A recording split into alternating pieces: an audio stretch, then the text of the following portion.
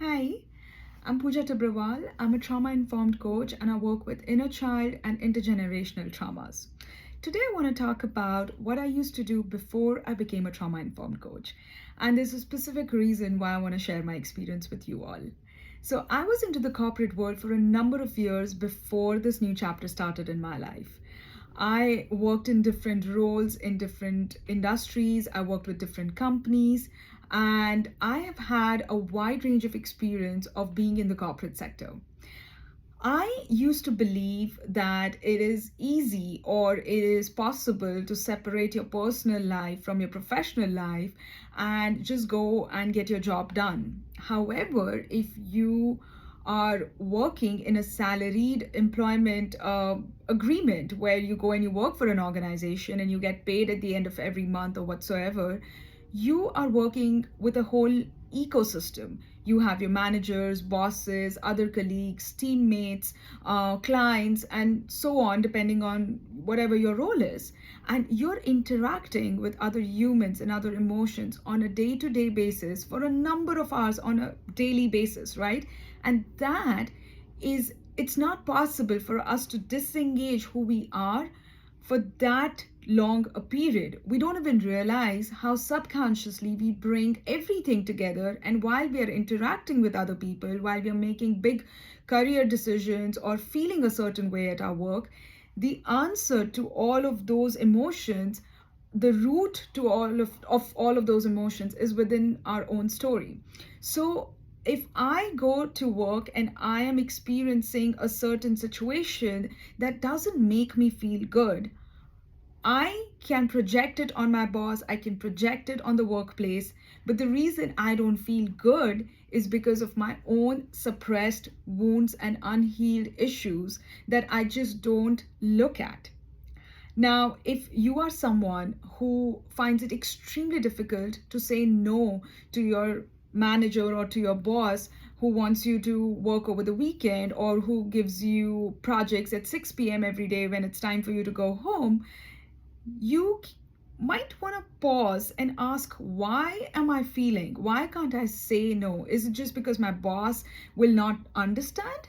Or is it because of something that I carry from my own experience until I became this particular, I got this role or this designation in this company? Now, as kids, if you were in a situation of pleasing people, if you were a people pleaser, you don't even realize how you're carrying that trait even as an adult, and you tend to bring that into your workplace. You may also be in a situation where you always seek validation at your workplace. So you put in a lot of work and you always want others to notice how much effort has gone into it. You want them to praise you. You want them to notice everything that you've done. How you are the one who's got more skills than the rest of the people in the team. All of that is a sign of how much you rely on validation, how you connect your worthiness to someone else telling you, hey, good job. All of this is going back to your own story. Whether you procrastinate or you feel extremely drained at your workplace, it is something that you are bringing to your work. Now, our organizations and our bosses and the work environment plays a significant role. There are multiple studies done that talk about how organizations need to have a safe psychological environment for their employees so that their employees feel safe and feel more productive at work. But that is on them to implement. How you show up at your workplace, how you make career choices, how you decide whether you want to quit this job and take a new role, how you approach your boss or your manager for a raise or a promotion, all of that is on you. If you open and widen your lens to look at all these different scenarios at your workplace from a place of awareness and learning and understanding, you will implement and you will bring about a beautiful change in the way you excel in your career. I started my corporate stint as an associate, and then I was working as the CEO of a company in the US, and I was in the role of CEO for 4 years. I very gracefully stepped away from that position because I had my own calling and my own personal life path was taking me towards becoming a trauma informed coach. But I have seen different uh, jobs and different roles and different companies and industries in this whole period that I started, and the fact that I concluded as a CEO of a company.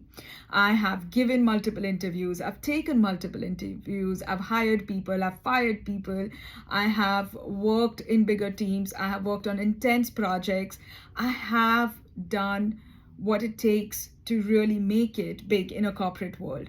And I have now been blessed to have this lens to look at that story from a trauma informed approach, and understand how those decisions are connected to how we are, how our father wounds and our mother wounds are playing a role in how we are making choices in our career, in our corporate world, and in our career. And that is an extremely important learning that I am more than happy to share with you if you join me on this Saturday for a free masterclass and learn not just about how can we widen the lens to work with our own awareness, but also practical hacks and tools and tips that I can share with you, the invaluable lessons and learnings that I have had in this period. So join me. I'll be putting in all the details in the description box, and I will see you on Saturday. Bye bye.